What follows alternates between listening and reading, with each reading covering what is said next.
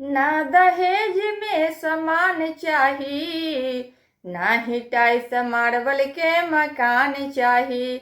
सुनी अगुआ महान बाटे एक अरमान, सुनी अगुआ महान बाटे एक अरमान। हमके समधी जवान चाही, हमके समधी जवान चाही।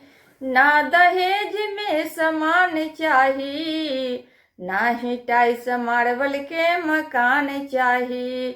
सुनी अगुआ महान बाटे एक अरमान, सुनी अगुआ महान बाटे एक अरमान। हमके समधी जवान चाही, हमके समधी जवान चाही।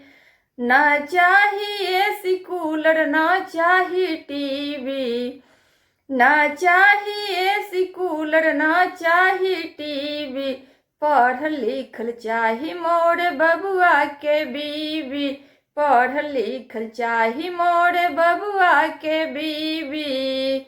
उनकर रूप रूपवान चाही, उनकर रूप रूपवान चाही, उनकर गुण गुणवान चाही।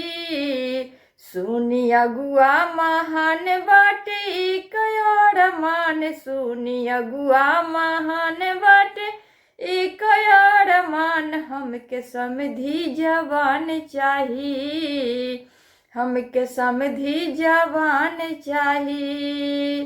भले कम दीह 2 रुपया दहेज में, भले कम दीह 2 रुपया दहेज में।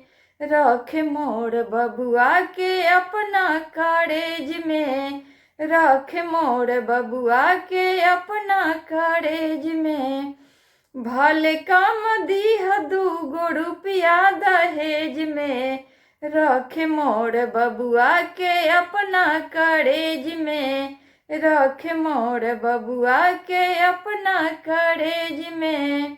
नीमन कुल खानदान चाही, नीमन कुल खानदान चाही। एगो साली सियान चाही। सुनी अगुआ महान बाटे एक अरमान, सुनी अगुआ महान बाटे एक अरमान। हमके समधी जवान चाही, हमके समधी जवान चाही। ना दहेज में सामान चाही, ना ही टाइल्स मार्बल के मकान चाही। सुनी अगुआ महान बाटे एक अरमान, सुनी अगुआ महान बाटे एक अरमान। हमके समधी जवान चाही, हमके समधी जवान चाही।